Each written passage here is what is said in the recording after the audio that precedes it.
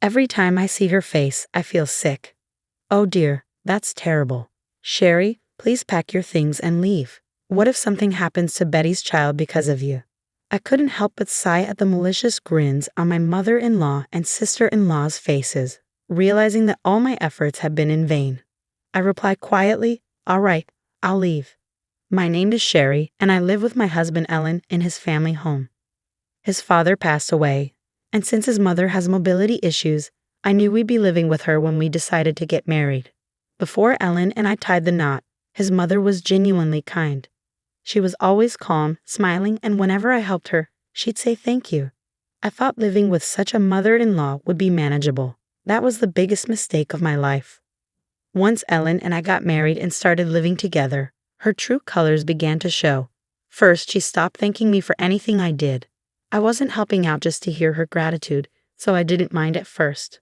But gradually, instead of thanks, she began to complain. "You're so slow. Ellen will be home soon, and you haven't cleaned the bath or finished dinner. What's going on?"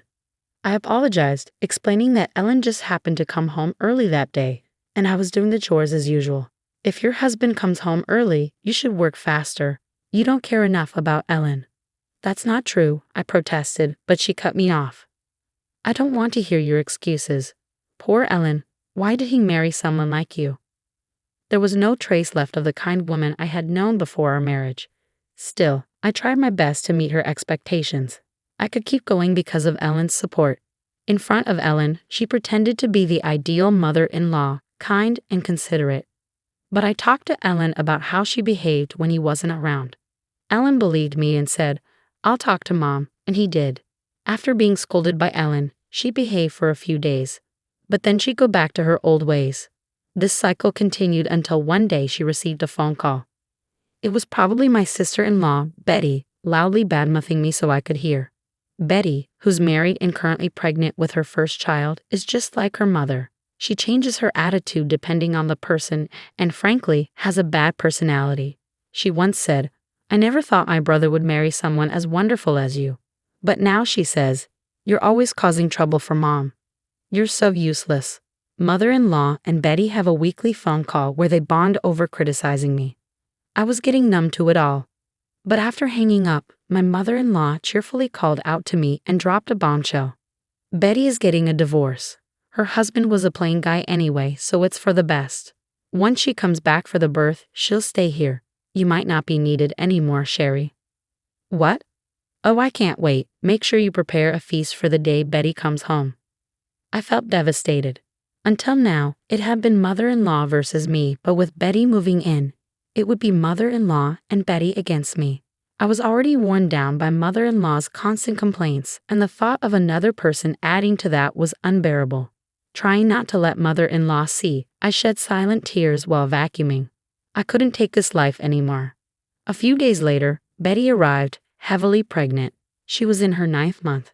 I greeted her with a hello, but she immediately complained, at least offered to take my bags. After taking her luggage to the room she'd be staying in, I heard her loud voice from the living room. "Sherry really does have a plain face, doesn't she?" As I prepared tea in the kitchen, Betty exclaimed, "Ah, I can't stand it. Just looking at Sherry makes me feel sick."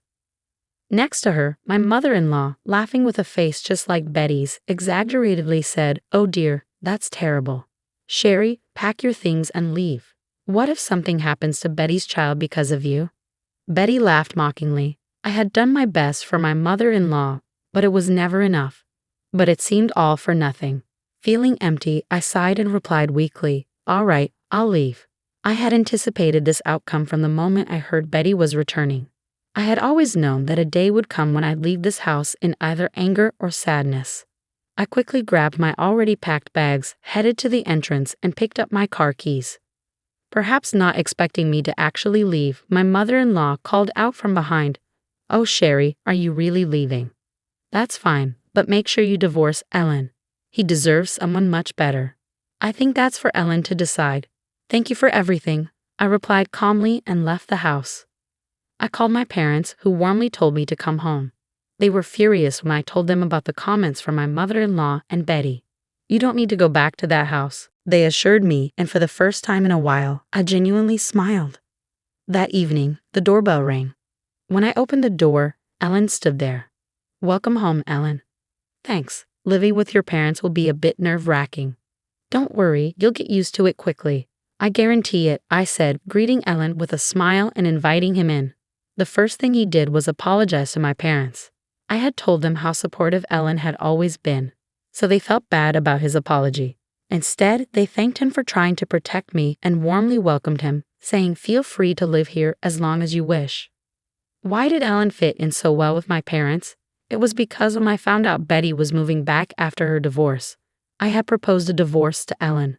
I told him, "I'm already struggling with your mother, and I can't handle Betty on top of that." And I cried, saying, "Even if it means divorcing, I want to leave that house." Ellen was shocked but immediately apologized, saying he hadn't realized how much I was suffering. He didn't want a divorce and had negotiated with my parents that if things got too bad, he'd move in with me at their house. It seemed that Ellen planned to live with my parents for a while and then buy a house somewhere else. I was overjoyed when Ellen came to my parents' house. I was happy that he chose me over his mother and Betty. My mother prepared a feast to celebrate our arrival. As we enjoyed our meal and relaxed, my phone rang. It was my mother-in-law. When I answered with a simple, "Hello," I heard her panicked voice. "Sherry, Ellen hasn't come home yet. It's already late. Do you know where he is? I've tried calling him, but he's not answering. I'm worried something's happened." "Oh, Ellen's right here. It seems he's blocked your number," I said, turning to Ellen beside me. My mother-in-law's confused voice came through the phone. Ellen casually said, "Yeah, I've blocked your number." I relayed this to my mother-in-law. "What do you mean? Is Ellen with you?" "Yes, we're married after all." "Send Ellen back immediately. Didn't you say you divorce him?" "Ellen doesn't want a divorce, and neither do I.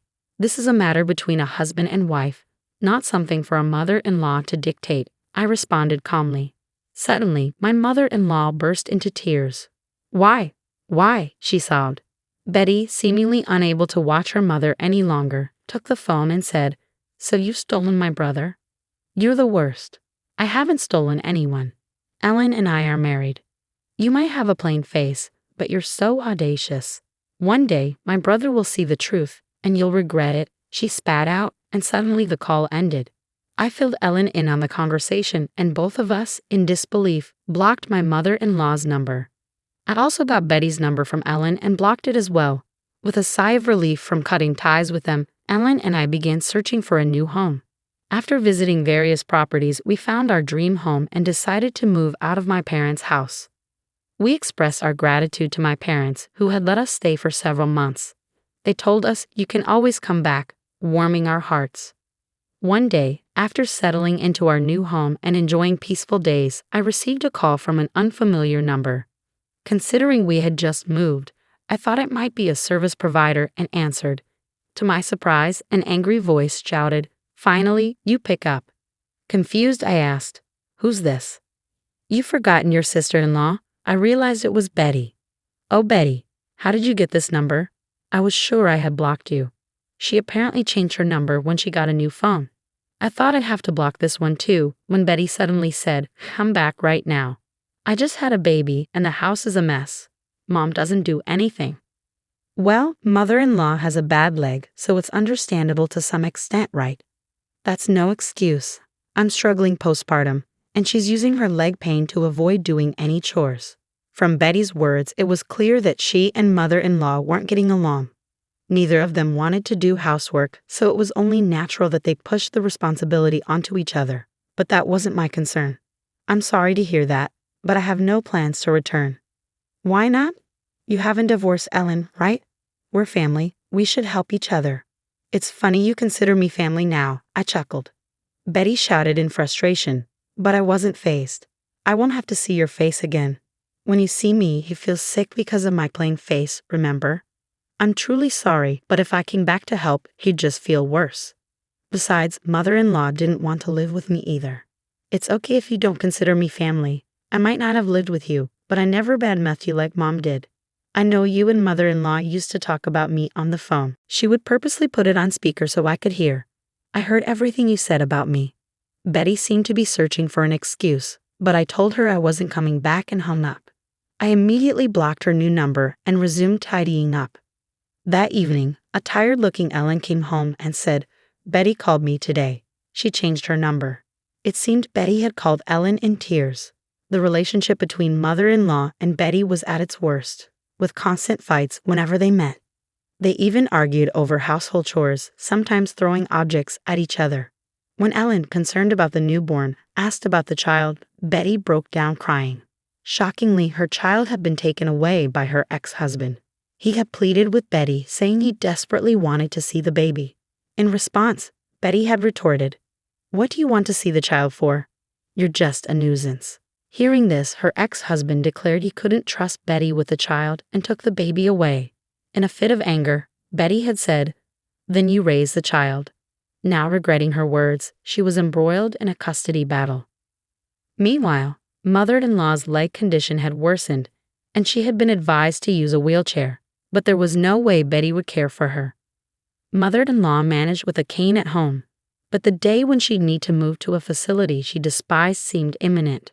Betty had apparently sought Ellen's help, but their predicament was a result of their own actions. Ellen reportedly told her, "If you had treated Sherry right, you wouldn't be in this mess," before hanging up. He then blocked her number too. No matter how unreasonable they are, they're still family to Ellen.